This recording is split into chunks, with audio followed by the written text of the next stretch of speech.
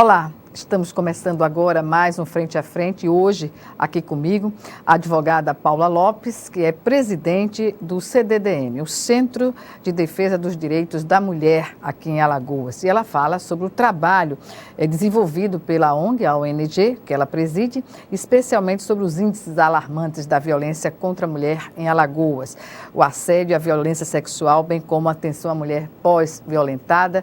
E aqui eu iniciei essa entrevista agradecendo a presença mais uma vez da doutora Paula Lopes, mas afirmando que não é um mês de comemoração, até porque ela nos traz aqui a informação de que Alagoas está em primeiro lugar no ranking do feminicídio. E isso é muito triste, né, doutora? Apesar de todas as ações, tanto do governo quanto das entidades da sociedade civil organizada, parece que não ecoa essa relação de amor e de respeito às mulheres em nosso estado. Bom dia, né? Quero agradecer mais uma vez esse momento aqui da gente poder fazer esse debate e falar um pouco sobre o trabalho que a gente desenvolve na ONG. Mas, primeiramente, esses índices, eles refletem tanto o fato de Alagoas tipificar, né, esse tipo de violência, porque nem todos os estados tipificam, mas ele também mostra como a violência contra a mulher é uma questão cotidiana, né? É uma questão que está enraizado na nossa cultura. Né? Infelizmente, mas que a gente precisa mudar, né? Cada geração que vem deve avançar em algo, eu acredito muito nisso. E esses dados, eles refletem como a gente precisa ainda investir em políticas públicas para mulheres, porque o nosso estado está muito atrasado, está muito aquém de outros estados. E o que nós observamos é que as OPMs, que são os órgãos de proteção à mulher, eles são praticamente inexistentes. A gente tem alguns mecanismos aqui na capital, em Maceió, em Arapiraca, que é um centro também, né, urbano, mas a gente não tem, por exemplo, nas cidades de interior, no sertão, na zona da mata, e essas mulheres ficam muito aquém. Né? Vulneráveis à violência. À violência e fragilizadas também. Fragilizadas, né? E lá estão crescendo, né, esses índices de violência. E esses índices, então, eles são um retrato do que ocorre praticamente no interior do estado. No interior e na capital. Apesar de na capital nós termos esses mecanismos, eles ainda não são tão eficazes, porque não estão em rede. E é uma das coisas que a nossa ONG luta, é justamente que esses mecanismos eles estejam em rede para funcionar um de acordo com o outro. Então, se a mulher vítima de violência chega até um desses mecanismos, geralmente delegacia ou hospital, ela precisa ter uma rede interligada que vai encaminhá-la para outros serviços. E notificar, né, para que as estatísticas correspondam à realidade dos fatos. Né? Eu acredito que o fato da violência ter crescido, de ter esse índice de feminicídio, vem muito dessa coisa de começar a tipificar. Se realmente notificar e colocar realmente a realidade, ele vai crescer ainda mais. Eu acredito que a tendência é que aumente. Porque há uma subnotificação, doutora? Há uma subnotificação e também a grande maioria das mulheres que sofrem violência não denunciam. Pois é. Voltando à primeira pergunta, né, sobre o ranking de Alagoas estar aí em primeiro lugar no ranking do feminicídio, eu pergunto quantas mortes ocorreram agora no decorrer já de 2020, né, entre 2019 e 2020, que caracteriza essa numeração? Então, a gente não tem exatamente o dado de 2020. O que a gente tem é uma comparação com 2018, porque as estatísticas elas são de trás para frente, né? Então, a gente vê que em 2018 tivemos 20 feminicídios e em 2019 fechamos com 46. Então, é um dado alarmante, né? Em Alagoas, a gente já tem alguns casos agora nesse começo de ano. Né? Mais que o dobro. E a grande questão é que a violência aumentou, que na verdade a violência não aumentou exatamente. mas as mulheres estão denunciando mais, porque há imensas campanhas, né, dizendo denuncie, denuncie, denuncie. E quando a mulher denuncia, ela se depara com um atendimento precário, né? Nas delegacias? Nas delegacias, em todos os mecanismos, se for vítima de violência sexual também. Né? Então, assim, tem uma parte que acolhe, mas a gente também sabe que tem muitas dificuldades, né? E a delegacia, ela tem poucos funcionários, né? Lá, pouca estrutura, né? Equipe multidisciplinar, por exemplo? Não tem equipe multidisciplinar. E quando a mulher ela chega até esse serviço, ela já está fragilizada. Então, ela já pensou 1000 vezes se ela vai denunciar ou não. Né? A família geralmente quer que resolva tudo sem precisar da polícia ou da justiça. Né? Então, para a mulher é um grande desafio chegar até esse órgão e quando chegar lá, ter ainda que se deparar com a falta de estrutura. Ou seja, a mulher em Alagoas tem que ter mais que coragem para denunciar a violência doméstica. Isso, tem que ter mais que coragem e precisa de uma rede de apoio, porque a violência doméstica não é uma violência, vamos dizer assim, como as outras. A gente não está falando de um objeto que alguém roubou, levou seu. Né? E aí você vai trabalhar, você vai ter o objeto novamente, né? E aquilo vai passar. A gente está falando de uma violência em que a mulher vai sair daquela situação. Para ela sair da situação, ela vai ter que se separar geralmente do agressor. Geralmente a mulher que sofre violência tem filhos, né? Tem família, é dependente economicamente do agressor.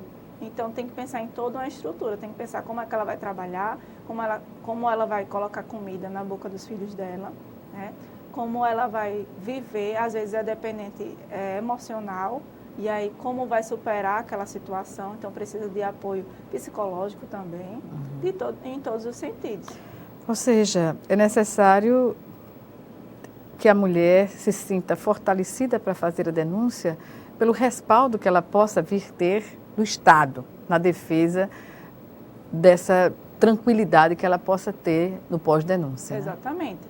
E também a gente entender que é uma violência que diz respeito àquele local em que a gente se sentiria mais segura. É uma violência que acontece dentro do nosso lar, né? Dentro da nossa casa. Eu não estou passando na rua e alguém leva algo meu. Eu estou dentro da minha casa, que seria o local em que eu deveria me sentir mais segura. É lá dentro que acontece a violência doméstica. Né? Percentual altíssimo, não é? Quase 100%, não é? Exatamente. E aí a violência doméstica, a mulher que sofre violência doméstica, ela se depara também com essas situações. Questão religiosa, de manter a família, geralmente a mulher é responsável, né, pela manutenção do lar, né, pela edificação da casa. Então, existe toda essa questão religiosa, filosófica, de entender que você saindo daquela situação de violência, se separando do agressor, você vai estar destruindo a sua família. E a mulher tem que conviver com esse peso. Né? Pois é, e com a realidade hoje das delegacias das mulheres e funcionamento, como a senhora avalia no sentido de as mulheres se sentirem motivadas a fazer a denúncia? Bom, na verdade, se for pelo atendimento, né, nas delegacias e pela precariedade, elas não vão se sentir de nenhuma forma motivadas a denunciar. Qual é a maior reclamação que chega contra as delegacias nesse quesito de atendimento? De um tratamento ruim, né, de não ter o acolhimento, indiferente, muita questão assim de ser mais do mesmo, talvez pelo cotidiano, né, das pessoas que trabalham na delegacia, que é um cotidiano difícil de ouvir muitas dores, muitas mazelas. Recorrente, né? De forma recorrente. Naturalizando aquela situação. E para a mulher que sofre violência, aquele é um momento decisivo na vida dela. Né? Não é mais um caso. Exatamente. Inclusive, a gente tem casos de que a delegacia deveria funcionar até 5 horas da tarde. E a mulher chegou 4h20 e não foi atendida. Mas isso é um absurdo. É um absurdo, a gente denunciou e tudo.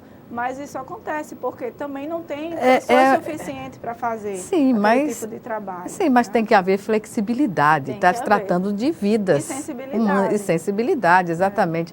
Porque você vai fechar uma repartição, digamos assim, às 5 horas. Não tem sentido chegar uma pessoa às 4h20 e não ter esse acolhimento, sobretudo em relação à fragilidade que a mulher se encontra, né? E aí, quando a gente vai contar a história dessa mulher, ela é uma mulher que ela é boleira, ela tem 5 filhos, todos pequenos, uma escadinha, e essa mulher, ela precisou fazer um bolo para a vizinha, para poder ela ficar com 3 filhos, e ela foi para a delegacia de Uber com 2 filhos.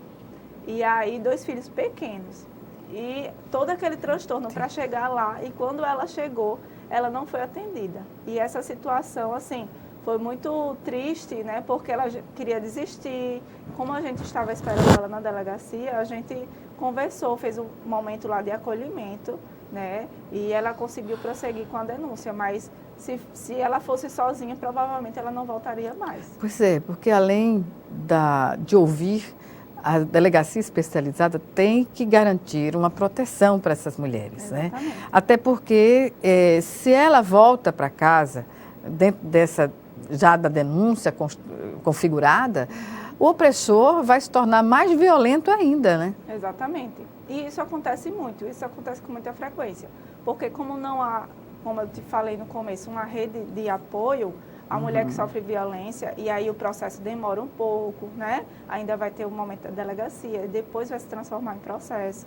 E aí todo esse trâmite, ele leva tempo. A burocracia pode ser responsável pela morte de muitas mulheres nessa situação, né? Quando ela é ameaçada de morte.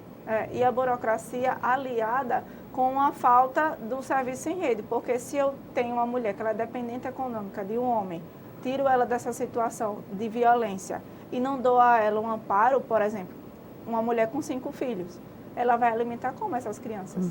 Então é preciso verificar a questão de cesta básica, Bolsa Família, né? Providenciar um trabalho, creche para essas crianças, então tudo está interligado.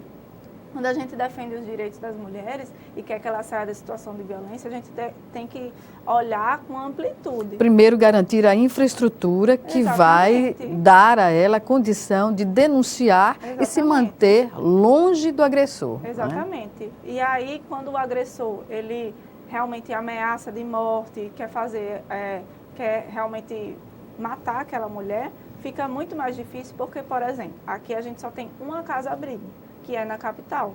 Né? No interior não existe estrutura. Tem estrutura. Nem nas cidades polo como Arapiraca, Palmeira dos Índios.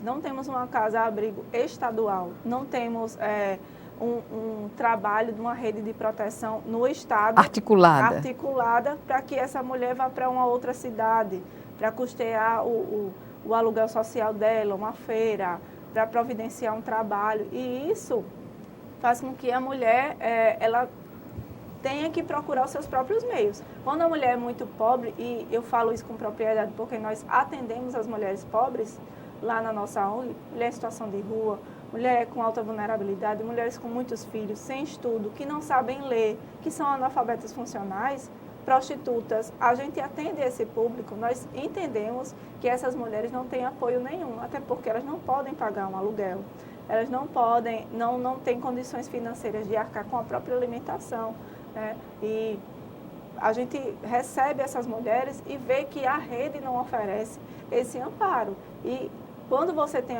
uma família ou alguém que tem mais condições, você consegue sair daquela situação. Mas se não, você vai ficar para morrer. Mas a política de Estado de proteção da mulher já está sendo executada há muito tempo, né?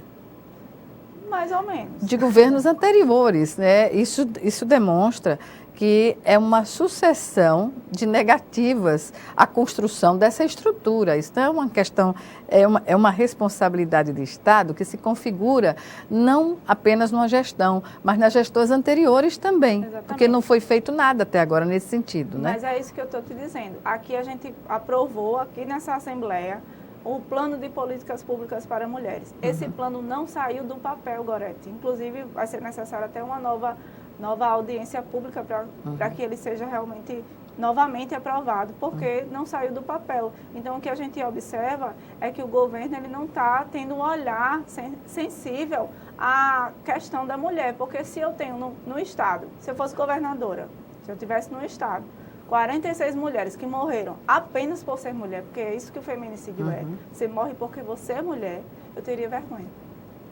É vergonhoso, é uma estatística vergonhosa mesmo, porque isso mostra a falência dos mecanismos de proteção social há um segmento da sociedade que vive sob a opressão do machismo, do preconceito e de tudo mais, né?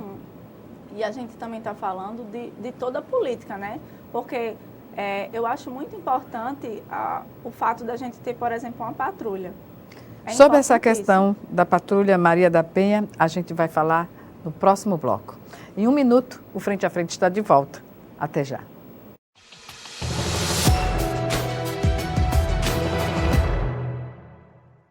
Esse novo coronavírus, que apareceu agora na China no final de 2019, é transmitido provavelmente pelas secreções respiratórias, tem causado manifestações clínicas semelhantes à de uma gripe: febre, dor de garganta, dor no corpo, tosse, falta de ar. O que é que nós devemos fazer para nos proteger? Lavar sempre as mãos com água e sabão em torno de 60 segundos, ou então usar o álcool em gel, que é também muito útil para esses casos. Lembrar de, ao tossir, ao espirrar, usar um papel descartável ou a prega do cotovelo para espirrar ou tossir, evitando assim a dispersão das partículas respiratórias no ambiente.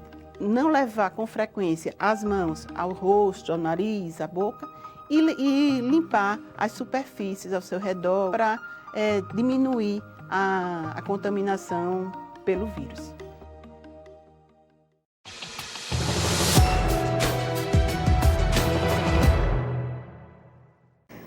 De volta com Frente a Frente, que hoje recebe a advogada Paula Lopes, que está aqui ao meu lado.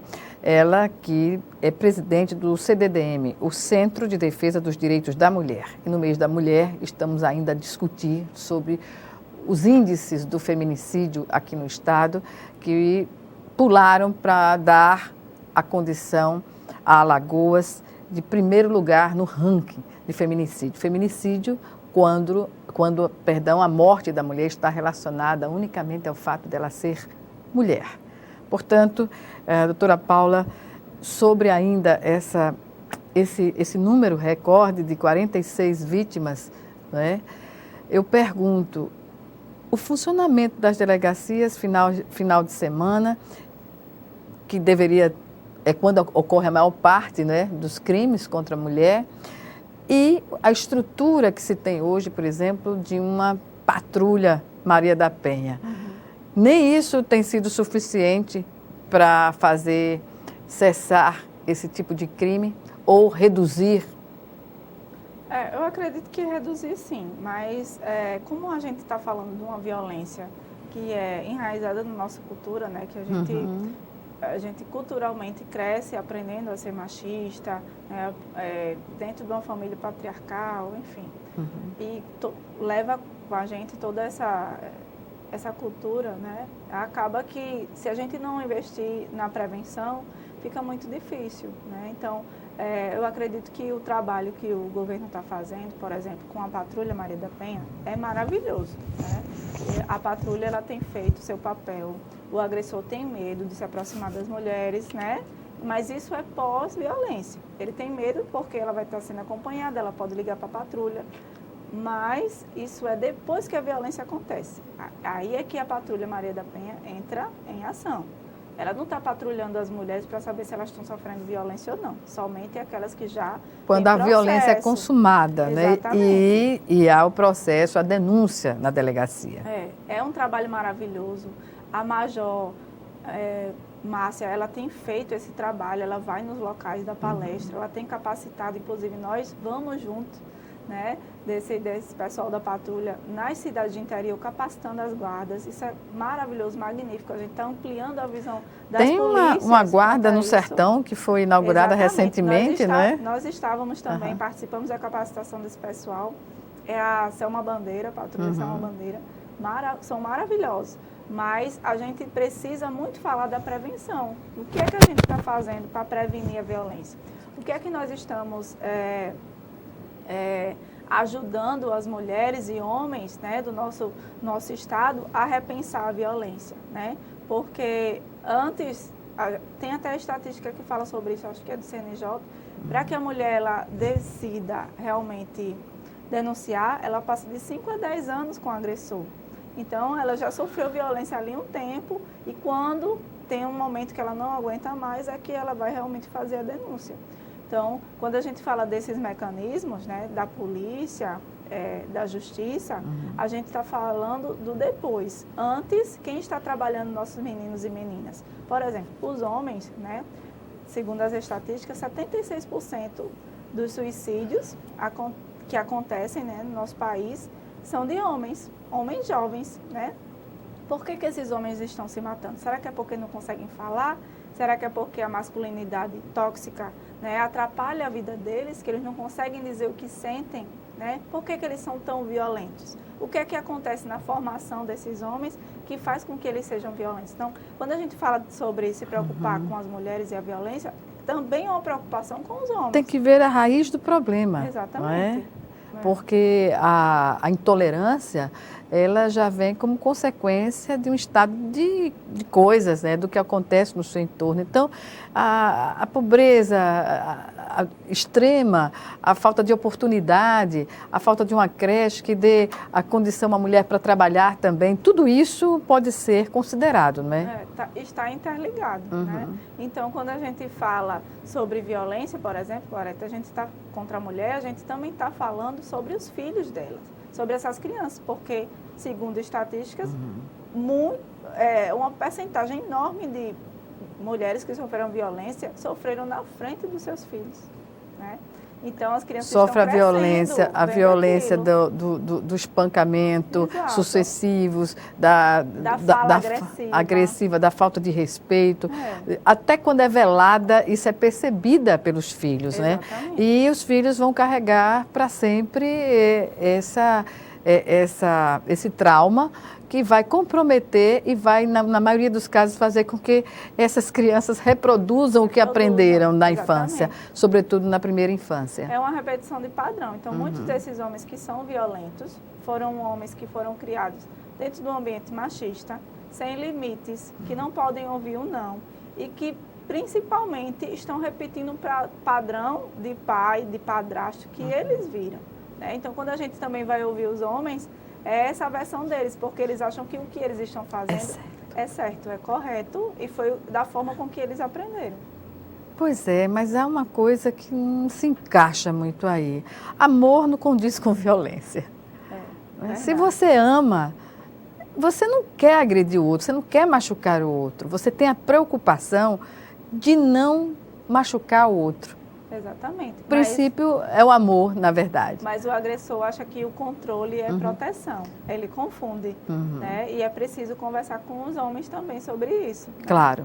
E principalmente com as crianças. A gente, inclusive, lá na ONG vai começar um projeto. E a gente vai nas escolas conversar sobre a Lei Maria da Penha, sobre direitos humanos, sobre direitos das mulheres, com os adolescentes, né? Para que meninos e meninas comecem a compreender, porque a nossa ONG ela defende os direitos das mulheres e também as meninas, né, que também estão dentro dessa proteção. Segundo a ONU, né, é preciso também proteger as nossas meninas, porque é uma nova geração. Né? Se a gente for, por exemplo, para uma cidade do interior, a gente vai ver meninas trabalhando, fazendo serviço doméstico, meninas de 11 anos já casadas, né? Não é longe, estou falando de cidades aqui próximas. E é preciso dizer para elas que existem outras alternativas, que existem cursos que elas podem fazer, que elas podem estudar, né? E que meninas podem, né? Tem até um jargão. Sim. As meninas podem. E elas precisam entender que elas têm esse poder de transformar a realidade delas. Pois ele tem um livre-arbítrio para ter uma vida melhor. Doutora Ana Paula, ainda em relação ao trabalho da ONG, a Organização Não Governamental, o Centro de Defesa dos Direitos da Mulher, não confundir com o Conselho de Defesa dos Direitos da Mulher, né? O conselho que é institucional, de composição paritária, enfim, é outra instância, com talvez as mesmas finalidades, né? mas tem muito a ver com a elaboração de políticas públicas. Ou qual a sua avaliação sobre o trabalho do Conselho Estadual de Defesa dos Direitos da Mulher? Para mim é um instrumento muito importante, né? Eu sou suspeita de falar porque eu conheço as conselheiras, elas são muito aguerridas. Comprometidas. São militantes da área, né? E a gente sempre faz atividades juntas, né? Porque eu acredito muito também que esse trabalho em grupo, né, ele fortalece a nossa luta. E elas que construíram, na verdade, esse plano de políticas públicas para mulheres, apesar de não ter sido ainda aprovado pelo governador, mas elas construíram, fizeram as conferências, né? E foi um momento muito importante. Para nós da ONG é um presente, porque essa política pública ela define muito do que a gente gostaria que acontecesse. Inclusive, a nossa ONG ela surgiu por falta dessas políticas públicas, né? É uma demanda que surge pela ausência do poder público na vida dessas mulheres. E o CEDIM, que é o conselho, ele tem lutado para que isso aconteça.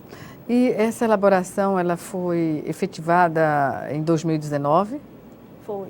E entregue ao Executivo? Ao Executivo tivemos audiência pública, nós até participamos, mas até agora a gente não teve nenhuma resposta. Inclusive, nós estamos aguardando, aproveitando a Semana da Mulher para ver se isso passa. Porque certamente é um projeto, né, uma minuta, digamos assim, de projeto, que é um documento que vai embasar, não é um projeto de origem governamental, que envolve também investimentos, né? É você entender que o orçamento tem que tirar uma parte para efetivamente fazer funcionar o que está no papel. Exatamente. E eu acredito que a Secretaria da Mulher é uma secretaria muito importante, emblemática, ela é um demarcador, né, da luta das mulheres no nosso estado. Ela sofre muito com a falta de recursos. Eu acho que a secretaria eu acho que o governador deveria ter um olhar mais sensível para essa questão, até porque agora a gente está liderando o feminicídio. Então, mais investimento para a secretaria para que ela possa executar essas políticas, porque só ter a secretaria também não vai resolver nenhum problema. É entender que no universo dos alagoanos, assim como do país, né, do Brasil, Alagoas e Brasil, mulheres representam mais de 50% da população. Exatamente. Né? E pariu os outros 50. Os outros 50. E nesse sentido, nós temos essa responsabilidade conjunta, né, de fazer enxergar e proporcionar a esse segmento tudo que a democracia, que a justeza da relação entre as pessoas, né, pode receber. Né?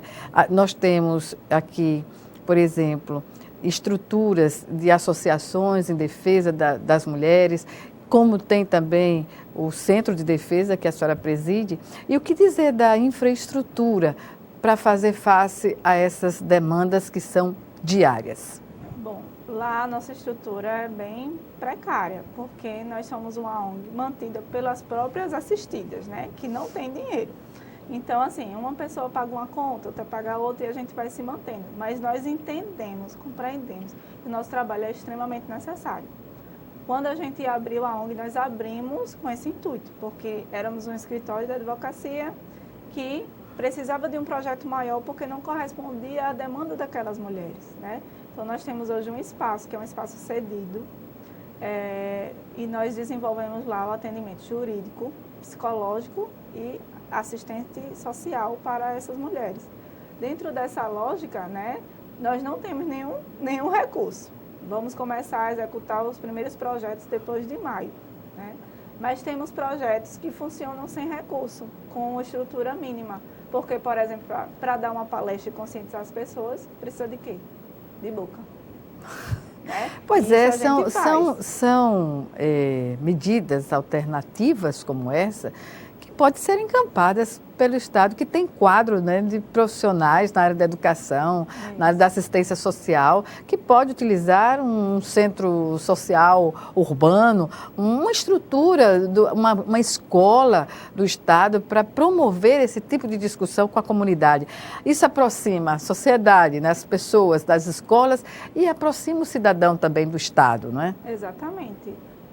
Quando a gente pensa e quer pensar essas políticas públicas eficazes, a gente pensa em ocupar esses espaços, porque se a gente não ocupar, eles vão estar sendo ocupados por outras coisas, pela droga, por exemplo, na periferia, pela gravidez na adolescência, que tem índices altíssimos, né, no nosso estado. Então, a gente precisa compreender que quando a gente entra com conscientização, com alfabetização de direitos, né, com quando a gente fala sobre direitos humanos, quando a gente fala sobre o que é violência e os tipos de violência, a gente vê as pessoas se remexendo e compreendendo que elas já passaram por aquilo, né? E dá aquele estalo, não, realmente aquilo era violência. Eu achava que tinha alguma coisa errada, mas não compreendia naquele momento. E é maravilhoso você despertar nessas pessoas que elas têm direitos, para fazer com que essas mulheres elas saiam da condição de vítima, que é uma condição de subalternidade, de tristeza, né? de enfraquecimento. De enfraquecimento, e passe a se ver como uma protagonista da sua própria realidade. Eu fui vítima, foi doloroso, foi, mas eu quero virar essa página. Não que eu vá esquecer, porque eu acredito que a pessoa nunca esquece, né? Mas que aquele sentimento me faça ter força para lutar, mudar de vida, melhorar, correr atrás dos meus sonhos, né? E realmente viver essa liberdade. Então, é isso que a gente tenta fazer na nossa ONG, é isso que a gente gostaria que o Estado de Alagoas compreendesse, que não há dificuldade em fazer isso. Inclusive, nossa proposta é que a ONG venha para melhorar, né, a vida das mulheres, mas que antes disso a gente compreende que as políticas públicas elas devem vir primeiro. Identifique a presença do Estado à frente dessas políticas. E nós encaminhamos para os serviços, nós mexemos com o serviço. Se é preciso psicólogo em outro bairro, a gente fala com o pessoal do posto de saúde, vai fazer um exame para a mulher, a gente fala com o pessoal do posto, a gente fala com o CRAS, com o CREAS e vai mexendo os mecanismos para que eles funcionem da forma correta. Então, onde a gente estiver, a gente acredita no serviço público, nós queremos que ele funcione cada vez melhor para que atenda a essas mulheres. Que a demanda não é pequena. Não né? é pequena. Pois bem, vamos chamar agora o nosso segundo e último intervalo. Um instantinho, o Frente a Frente está de volta.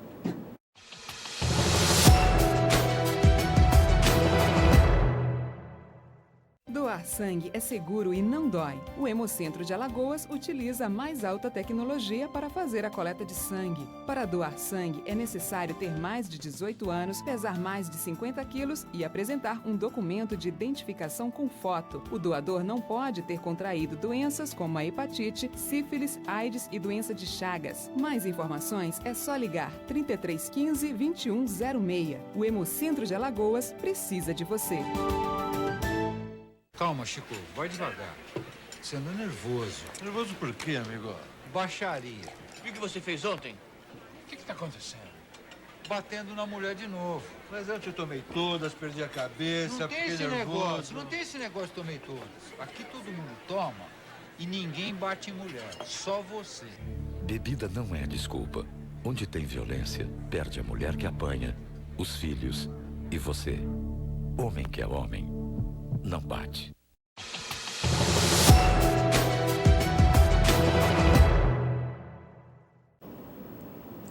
Bem, estamos de volta com Frente a Frente, que hoje recebe a advogada Paula Lopes, presidente do Centro de Defesa dos Direitos da Mulher aqui em Alagoas. Nós falamos durante os 2 blocos do programa sobre os indicadores, né, que apontam o estado de Alagoas como recordista em feminicídio, 46 casos, se comparados às estatísticas de 2018, 2019 fechou com um número superior, quase triplicou a quantidade de feminicídios aqui no estado. E as alternativas que se tem para buscar o atendimento e evitar, fazer um trabalho preventivo no sentido de homens e mulheres priorizarem o amor em detrimento dessa violência que só tende a crescer. Qual é hoje, na avaliação do Centro de Defesa dos Direitos da Mulher, a medida mais importante que se pode tomar no combate à violência, ao abuso sexual, às inúmeras violências que são praticadas contra a mulher, que chegam ao absurdo do feminicídio? Bom, eu acredito que investir na prevenção, né? Eu acho que a gente deixa a desejar essa prevenção, que é o trabalho de formiguinha mesmo, de ir nos locais, falar sobre violência, falar sobre direitos das mulheres, direitos das meninas, para que elas conheçam os seus direitos. Mas não só isso, trabalhar exatamente em rede, para que quando a mulher reconheça a violência que ela sofreu, ela tenha para onde ir, porque não existe nada pior do que você compreender o que você está sofrendo e não ter para quem buscar ajuda. Não ter apoio, né? Isso acontece muito no interior. Uhum. Eu vi pesquisando aqui sobre o dia a dia do que é o trabalho do centro e a relação com as mulheres, há relato de mulheres que foi melhor atendidas na central de flagrantes do que propriamente nas delegacias especializadas da mulher. Isso é um absurdo, né? Não pode acontecer, é um contrassenso, vai na direção contrária ao que se preconiza para que a mulher tenha coragem de fazer a denúncia. Exatamente. Mas isso também vai muito do funcionário que está lá, que às vezes é mais sensível. Eu acho que deveriam haver mais capacitações, né, para as pessoas da polícia, para que elas que estão ali na ponta, geralmente são as primeiras pessoas que vão ouvir essa mulher, elas têm a sensibilidade de ouvir delicadamente, né? De fazer a pergunta correta, porque na maioria das vezes ele pergunta, mas o que você fez para ele bater em você? Pergunta, muitas vezes. Quer dizer, já vai culpabilizar a pessoa que está lá para fazer a denúncia. Exatamente, a gente chama isso de revitimização, porque você já foi vítima e na delegacia geralmente você é vítima novamente. Teve uma situação também que a gente atendeu, que a mulher foi na delegacia, fazer a denúncia, quando chegou lá, ela estava muito nervosa, estava falando alto e o policial disse, cala a boca, senão você vai responder por desacato. E aí a mulher, mais nervosa ainda, moço, mas como assim? Aí ele pegou e queria colocar ela numa cela. Exatamente. E dentro dessa situação... É um caso de intolerância e de machismo, né? Isso acontece muito, principalmente com aquelas mulheres que elas não têm trato para falar. E a gente tem muito aqui no nosso estado, porque o índice de analfabetismo funcional é muito alto, então a gente tem mulheres que elas não conseguem compreender nem falar exatamente o que elas sentem. Expressar o que realmente as incomoda. Isso acontece em todos os âmbitos, na justiça, no fórum, ela chega do mesmo jeito, vai para a defensoria e muitas vezes elas não conseguem entender o que está acontecendo com o processo delas. A senhora falou em defensoria. Qual é a avaliação do Conselho também sobre o trabalho da Defensoria junto a esse segmento? A Defensoria é maravilhosa. A gente entende, né, que ela tem muita dificuldade porque não tem tantas pessoas para atender. Mas o trabalho que a Defensoria faz é um trabalho que eu acredito que seja assim, de super-heroínas, né? Porque são poucas pessoas, inclusive, quero até parabenizar a doutora Daniela Tines, que é aguerrida e que tem feito esse trabalho da forma realmente que deve ser feito, né, tudo certinho, mas é ela sozinha, né, e isso dificulta demais a vida das mulheres, porque a gente está vendo, os índices estão aumentando, a violência, ela está chegando mais a esses locais, então é preciso mais pessoas, né, para fazer o atendimento e dar andamento ao processo, senão ele vai demorar muito mais. E quanto mais entidades, melhor, não é? Exatamente. No sentido dessa defesa e de encaminhar a denúncia, a OAB tem cumprido esse papel? Tem, inclusive a gente recentemente firmou até uma parceria institucional para que a gente também receba essas mulheres, porque o trabalho da OAB também é voluntário, nem sempre tem advogadas suficientes para atender, mas a gente também vai fazer essa ponte, né? E a OAB, ela cumpre um papel institucional muito importante, porque ela é ouvida em todos os órgãos, né? Ela é convidada em todos os lugares. Então, quando a gente alinha esse discurso e compreende que é preciso avançar nas políticas públicas para as mulheres, a OAB tem um papel fundamental nisso e a doutora Ana Caroline tem feito esse trabalho lá à frente da Comissão Especial da Mulher. E a OAB tem cobrado ao governo essa infraestrutura mínima, não é, que integra as ações de proteção à mulher que faz a denúncia, né? Inclusive a gente até lançou, né, os dados ano passado, em novembro, a gente lançou conjuntamente, porque a SSP tinha colocado os dados e a gente fez uma apuração. Por exemplo, a gente compreende que a maior parte dos casos de violência doméstica acontecem à noite. À noite, a delegacia da mulher está fechada. A maioria dos casos acontece no final de semana, na sexta para o sábado. E aí, essas delegacias estão fechadas. Aí a mulher vai correr para a central de flagrantes ou vai esperar até a segunda-feira, que aí ela vai pensar, vai repensar, ele já vai pedir perdão e na segunda-feira ela vê se faz ou não esse BO. Geralmente as marcas já saíram, né? Então tem toda essa problemática. Acontece no final de semana, a delegacia está fechada. Acontece à noite, a delegacia está fechada. Acontece na maioria dos casos, mulheres negras. 80% das mulheres negras são vítimas de violência no nosso estado. 80% dos casos envolvem mulheres negras, os casos de violência. Negras, pobres, periféricas, são as maiores vítimas, né? Segundo esses dados estatísticos da própria SSP. Então, a gente compreende que existe um perfil, né, que está sendo mais agredido. Até porque as mulheres que têm mais posse, que têm mais condições, ela geralmente sai da relação e nem sempre ela entra com processo, porque ela tem alternativas. A mulher negra, pobre, periférica, ela não tem alternativas. Se ela sair daquela relação, ela precisa de um amparo, ela precisa de uma rede, porque ela não vai ter outra casa para morar. Às vezes nem tem casa, né? Ela não vai ter um emprego para sustentar. Geralmente não tem emprego, né? Geralmente é diarista. Ou ambos estão desempregados, Exatamente. fazendo bicos, né, para sustentar a família. Então, assim, tem um perfil que precisa desse amparo, porque senão vai chegar o feminicídio. E a gente vem alertando que é preciso efetividade nessas políticas públicas. Não é só ficar fazendo propaganda na televisão, é preciso pensar nessa mulher depois que ela denuncia. Depois que ela denunciar, ela vai para onde? Ela vai voltar para casa. Ou ela vai para casa de um parente, que geralmente o agressor sabe onde é. E aí é que ela corre mais riscos ainda, porque depois que denuncia. E o agressor fica pouco tempo preso. Ainda fica pouco tempo. Fica pouco tempo. A gente teve um caso que foi alarmante.